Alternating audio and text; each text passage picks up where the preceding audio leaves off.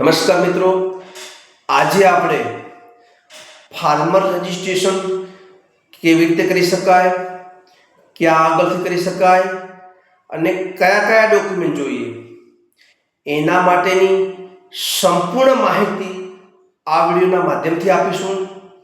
સર્વપ્રથમ મિત્રો, farmer registration કોણ કરાવી શકે? તો મિત્રો, ફાર્મર રજિસ્ટ્રેશન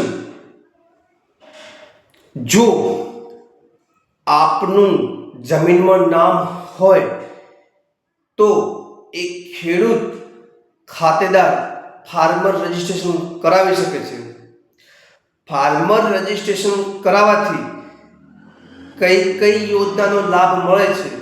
તો મિત્રો, ફાર્મર રજિસ્ટ્રેશન કરાવવાથી ખેડૂતને પીએમ કિસાન યોજનાનો લાભ મળે છે, કિસાન ક્રેડિટ કાર્ડનો લાભ મળે છે તથા સરકારશ્રી દ્વારા જે ટેકાના ભાવે ખરીદી થાય છે એની અંદર પણ જો આપનું ફાર્મર રજિસ્ટ્રેશન કરેલું હશે તો લાભ મળી શકશે.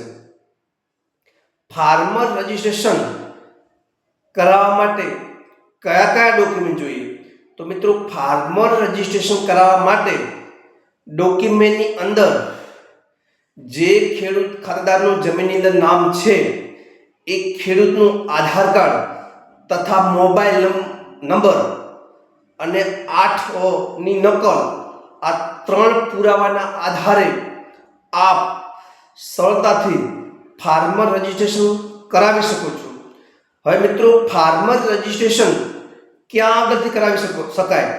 તો મિત્રો, ફાર્મર રજિસ્ટ્રેશન કરાવવા માટે આપ નજીકની ગ્રામ પંચાયત ખાતે જઈને વીસી મારફતેથી પણ આપ સરળતાથી ફાર્મર રજિસ્ટ્રેશન કરાવી શકો છો અને સરકારશ્રીની અનેક વિવિધ યોજનાઓનો આપ આ ફાર્મર રજિસ્ટ્રેશન કરાવવાથી લાભ લઈ શકો છો.